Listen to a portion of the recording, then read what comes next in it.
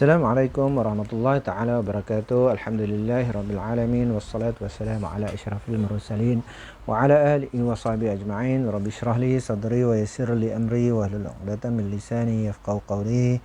Alhamdulillah, bertemu lagi kita pada pelajaran sirah kita, sambungan pada pelajaran yang lalu, iaitu berkenaan dengan Sayyidina Abu Bakar.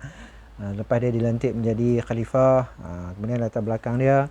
Kemudian kita tengok pada tajuk ini pada muka surat 55, pengorbanan Sayyidina Abu Bakar dalam peristiwa hijrah. Dalam peristiwa hijrah ada benda yang berlaku, apa peranan dia, apa peranan Sayyidina Abu Bakar, sehingga dia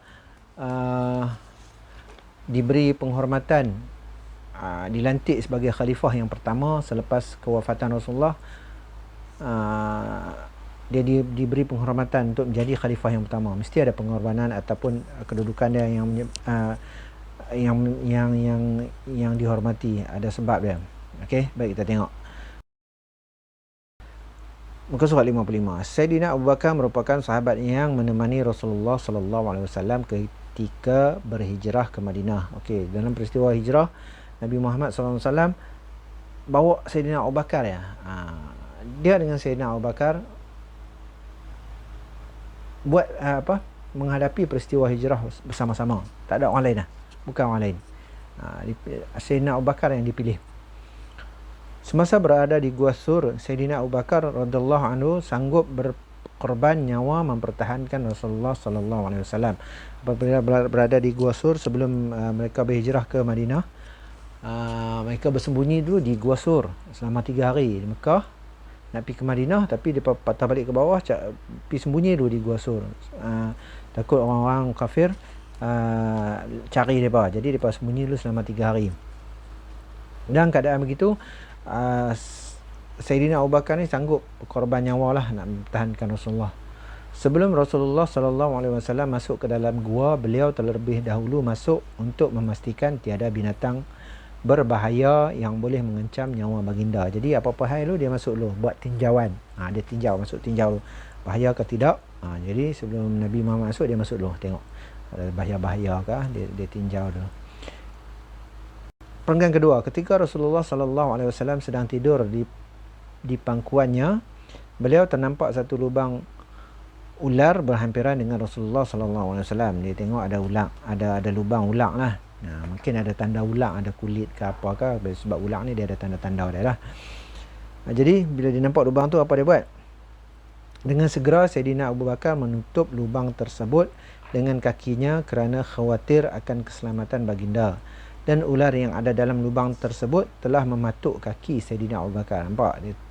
Dia tutup lubang tu dengan kaki dia, maka dengan itu ular tu pun mematuk kaki dia. Dia tak bagi ular tu patut Rasulullah, biarlah patuk kaki dia sendiri. Perenggan ketiga, walaupun beliau berasa sakit dengan gigitan tersebut, beliau tetap tidak bergerak kerana tidak mahu mengganggu tidur Rasulullah sallallahu alaihi wasallam, hingga tanpa disedari air matanya menitis di atas pipi Rasulullah sallallahu alaihi wasallam kerana menahan kesakitan. Dia punya tahan sakit sampai terkeluar air mata lah dan jatuh. Menyedari air matanya yang menitis itu, Rasulullah sallallahu alaihi wasallam bertanya kepada beliau, "Kenapakah kamu menangis?" Sayyidina Abu Bakar pun menjawab, "Kerana gigitan ular." Kemudian Rasulullah sallallahu alaihi wasallam meletakkan air liur baginda pada kaki Sayyidina Abu Bakar. Lalu sembuhlah kaki beliau daripada bisa ular. Kisah ini membuktikan kecintaan beliau terhadap Rasulullah sallallahu alaihi wasallam amat tinggi. Okey. Baik, tengok pada muka surat 56, sumbangan Abu Bakar As-Siddiq radhiyallahu anhu, gelaran dia. Sebelum menjadi khalifah, apa yang dia buat? Sanggup mengorbankan nyawanya untuk menyelamatkan Rasulullah sallallahu alaihi wasallam. Yang kedua, menemani Rasulullah sallallahu alaihi wasallam berhijrah dari Mekah ke Madinah. Yang ketiga, mendermakan seluruh hartanya untuk agama Islam. Itu sebelum menjadi khalifah lah. Selepas ketika menjadi khalifah, memerangi dan menghapuskan golongan murtad dan orang yang mengaku menjadi nabi. Dia buat. Ada seorang selepas Rasulullah SAW wafat, dia mengaku menjadi nabi. Dan ada orang yang tak mau membayar zakat. Itu memerangi golongan yang enggan membayar zakat. Yang ketiga, menyebarkan agama Islam ke negara Rom dan Farsi. Dan yang seterusnya mengekalkan keamanan yang telah diasaskan oleh Rasulullah sallallahu alaihi wasallam. Okey, itu antara sumbangan-sumbangan yang diberi oleh Abu Bakar As-Siddiq terhadap agama Islam yang menyebabkan dia diberi penghormatan menjadi khalifah yang pertama. Soal 57. Penghayatan. Kita seharusnya membelanjakan harta di jalan Allah Subhanahu Wa Taala kerana harta itu sebenarnya milik Allah Subhanahu Wa Taala. Nombor 2, orang yang diberi hidayah oleh Allah Subhanahu Wa Taala akan menerima kebenaran Islam tanpa ragu-ragu seperti Sayyidina Abu Bakar menerima Islam. Sayyidina Abu Bakar ni dia tak tanya banyak apa yang Nabi cerita dia terus terima.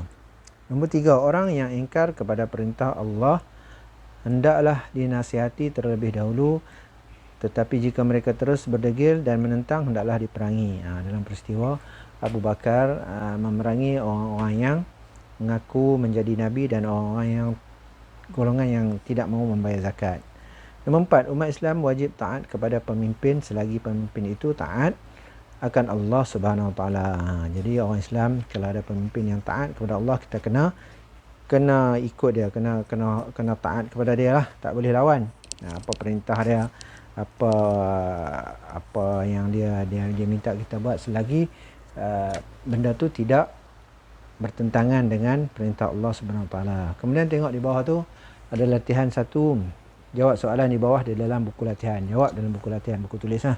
Ada 5 soalan, jawab soalan tu. Kemudian surat 258 latihan 2, lengkapkan biodata Saidina Abu Bakar di bawah ni. Lengkapkan. Dalam buku ni pun tak apa. Kemudian tangkap gambar, snap, hantar kepada saya. Okey, insya-Allah kita akan buat pengulangan lah. Insya-Allah kalau ada masa berkenaan dengan peristiwa ataupun latar belakang Saidina Abu Bakar pada minggu-minggu yang hadapan, insya-Allah. Sebab buku kita pun dah habis. Jadi insya-Allah kita kalau ni kita akan buat sikit pengulangan lah. Insya-Allah. Okey. Sekian itu untuk hari ini. Assalamualaikum warahmatullahi taala wabarakatuh.